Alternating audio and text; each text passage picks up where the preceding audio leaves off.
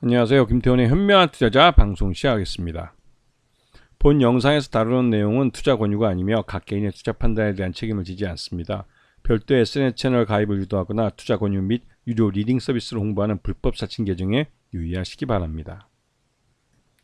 자, 오늘은 롯데케미칼에 대해 좀 말씀을 드리겠는데요. 이 롯데케미칼이 그 오전에 이 롯데그룹에 대한 유동성 부족, 유동성 위기 이런 찌라시가 돌면서 롯데그룹 전반에 걸쳐서 폭락세가 나타났습니다. 이런 폭락세는 주로 기관 투자가들이 대규모 순매도를 보이면서 전반적으로 롯데케미칼 주력회사 중에 하나죠. 그다음에 롯데 지주, 롯데 쇼핑 이런 주요 기업들이 대거 급락을 하는 모습을 보였는데요. 롯데그룹 측에서 적극적으로 부인은 했지만 이 롯데케미칼의 3분기 실적을 놓고 보면 실제 위기가 있어 보입니다. 그러다 보니까 지금 회사 측 롯데그룹 측에서는 적극적으로 부인한다고 하지만 주력 계열사들이 실적이 부진한 상태에서 대규모 투자를 한 것이 결국 부메랑이 돼서 돌아오는 모습입니다. 그래서 전반적으로 기초화학 제품이 이제 롯데케미칼의 주력인데 이쪽은 공급 과잉으로 이게 쉽지 그러니까 공급 과잉 때문에 제값을 받지 못하기 때문에 전반적으로 석유화학 분야 전반에 걸쳐서 이제 부진이 지속되고 있고 특히나 이제 타이탄 같은 경우는 이제 이 말레이시아인가 그 해외에 있는 공장인데 여기를 인수하고 나서 처음에는 한 더블 이상 인수 비용의 2배 정도 가치가 올라갔고 그때 타이밍 좋게 팔았어야 되는데 그거를 가격 따지다가 시기를 놓쳐서 지금은 타이탄이 적자로 나서면서 여기서 대규모 손실이 발생하고 있어요. 그런 부분 때문에도 이것뿐만 아니라 롯데 에너지 머티리얼즈를 인수하는데 꽤 큰 돈이 들어가는데 이것 때문에도 이 인수하고 나서 동박이 제대로 사업 역할을 못하고 전기차 캐즘 현상 빠지면서 이 동박 공장 가동률 떨어졌죠. 전반적으로 롯데그룹 이 롯데케미칼 전반에 걸쳐 사업 전반에 걸쳐서 그 실적들이 다 그렇게 좋지 않은 상황입니다.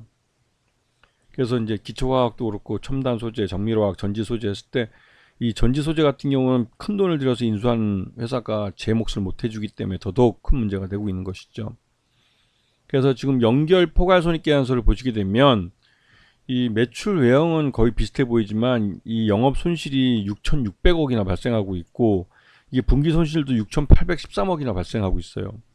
그리고 지금 현재 주주 구성을 보면 롯데주주나 롯데물산, 롯데홀딩스 일본 지주회사입니다. 이건 그리고 뭐 그 외에서 최대주주가 56%나 갖고 있는데 이 주력 계열사라고 볼 수 있는 롯데케미칼이 제 역할을 못 해주고 있어서 참 문제가 된 거죠.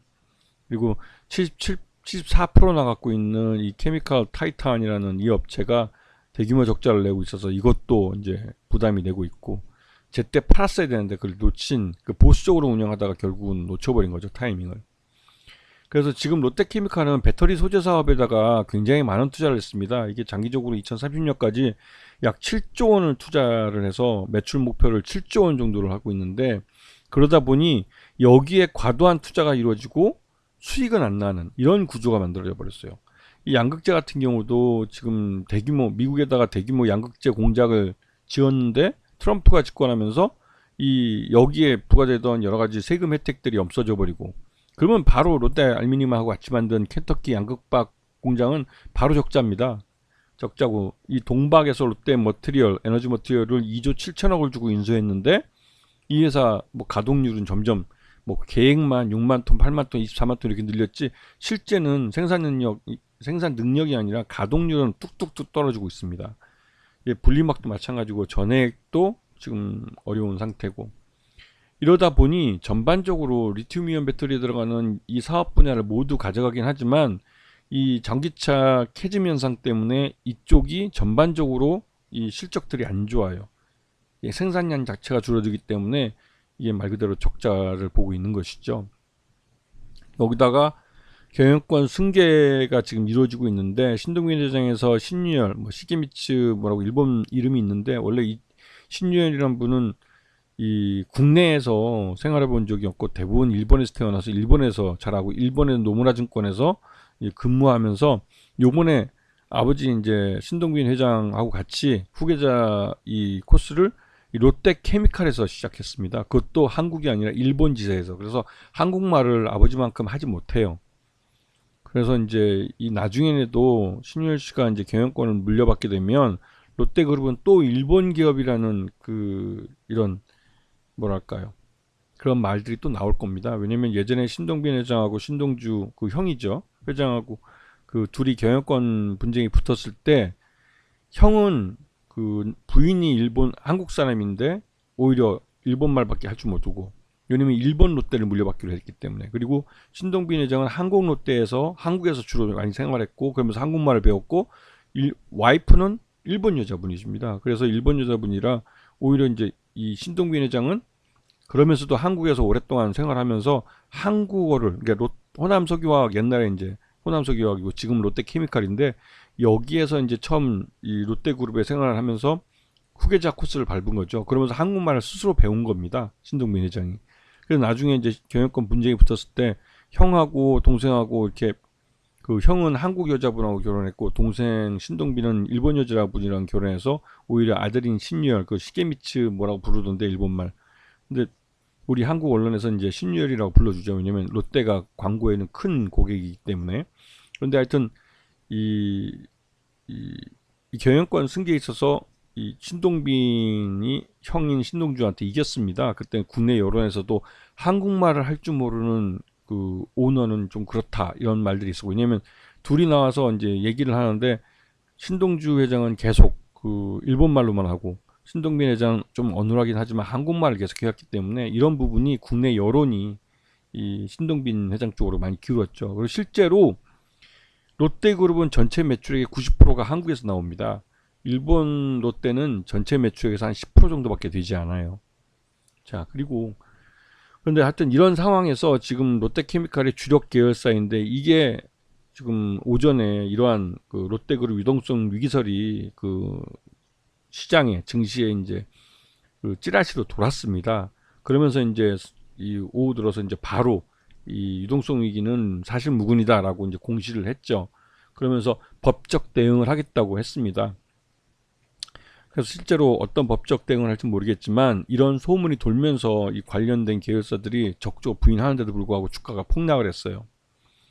이거는 그 뭐 말 그대로 이제 기업들, 이제 주력 기업사인 롯데 그 케미칼도 그렇고 나머지 롯데 쇼핑도 그렇고 이 롯데그룹의 주요 그 계열사들이 대부분 다 소비 쪽과 관련된 사업을 하고 있기 때문에 국내 경기가 침체하면서 실적들이 대부분 좀 좋지 않았습니다. 그런 부분이 또 영향을 미친 거죠. 이런 찌라시가 돌게 되는 것에. 그래서 지금 보시게 되면 기관 투자가들이 이런 소문이 돌자 약 30만 주 정도를 시장에다 팔아버렸어요. 그러면서 이제 주가가 아주 급락을 해버렸죠. 오늘 같은 경우는 뭐 거의 10% 정도 롯데케미칼이 폭락을 했기 때문에 신저가입니다. 신저가고, 실제로 이렇게 큰 폭의 하락세를 나타내는 것은 시장에 이런 찌라시가 돌았기 때문에 이런 급락을 보였다고 말할 수가 있는 겁니다. 물론 이 롯데케미칼 자체가 실적들이 안 좋기 때문에, 그리고 안 좋은 실적이 2025년까지도 계속 이어질 수 있다는 것 때문에 주가는 더 하락할 가능성이 있습니다. 왜냐면 실적 회복에 대해서 전혀 이게 그 근거들도 안 보이고 하고 있기 때문에.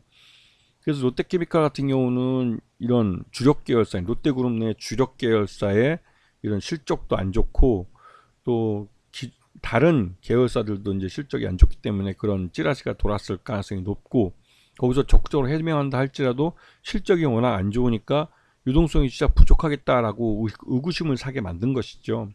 이거는 롯데케미칼이 적극적으로 나와서 자사 취득을 해서 소각을 하든지 돈이 충분히 있다는 걸 시장에 보여줘야 돼요.